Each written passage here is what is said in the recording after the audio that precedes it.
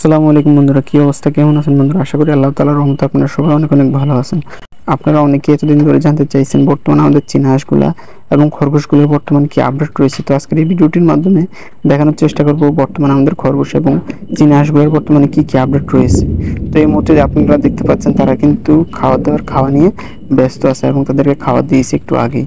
তো বর্তমানে তাদের 3 মাস চলতেছে এবং আলহামদুলিল্লাহ 3 মাসে তাদের আশানুরূপ যতটুকু বড় হওয়া দরকার ততটুকু হয়েছে এবং 3 মাসে মোটামুটি আলহামদুলিল্লাহ অনেকটাই বড় হয়েছে। এবং এদিকে আমাদের এখানে 4টা ফিমেল আর একটা মেল হয়েছে, যেটা দরকার ছিল ওইটা হয়েছে, আল্লাহ তাআলার কাছে শুকরিয়া। তো যাই হোক, একটা মজার বিষয় হচ্ছে আমাদের বাসার চারপাশে অন্যান্য মোরগ বা হাঁস মুরগি, যে কোনো হাঁস মুরগি আসুক না কেন, আমাদের মেলটা কিন্তু তাদেরকে খুব জোরে জোরে তাড়া করে আমাদের বাসার আশপাশ থেকে তাড়িয়ে দিবে। মজার একটা বিষয় হচ্ছে এটা। যাই হোক, আমাদের খরগোশের অবস্থায় চলে এসেছি আমরা। তাদেরকে এই মুহূর্তে খাওয়া দাওয়ার দেওয়া হয়েছে এবং তারা কিন্তু খাওয়া দাওয়া নিয়ে মোটামুটি ব্যস্ত।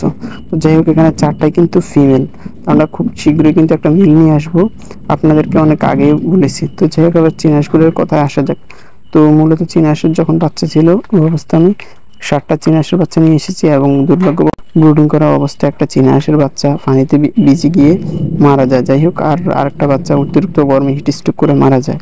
কিন্তু এর পরবর্তী সময় 5টা বাচ্চা আলহামদুলিল্লাহ এখন পর্যন্ত টিকে আছে। তো সব মিলে এখানকার অবস্থা এই পর্যন্ত আর কি। তো যাই হোক, খরগোশগুলো কিন্তু মোটামুটি অনেকটাই শুকিয়ে গেছে এবং এই মুহূর্তে তারা কলমি শাক খাচ্ছে, কিন্তু কলমি শাক নিয়ে খুবই ব্যস্ত। আর এই মুহূর্তে দেখতে পাচ্ছেন তারা আপনাদেরকে হাই দিয়ে দিয়েছে। যাই হোক, আজকের মতো ভিডিও ছিল এই পর্যন্ত। পরবর্তী ভিডিও কি বিষয় দেখতে চান এবং আপনারা কে কোন জেলা থেকে ভিডিওটা দেখছেন তা অবশ্যই কমেন্ট করে আমাদের জানিয়ে দিন। তো আজকের মতো ভিডিও ছিল এই পর্যন্ত।